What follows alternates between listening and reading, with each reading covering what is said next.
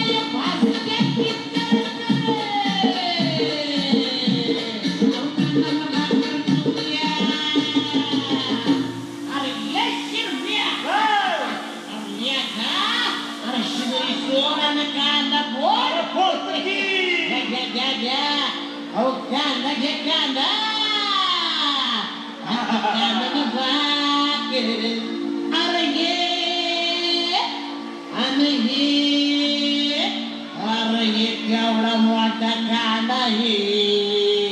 अरे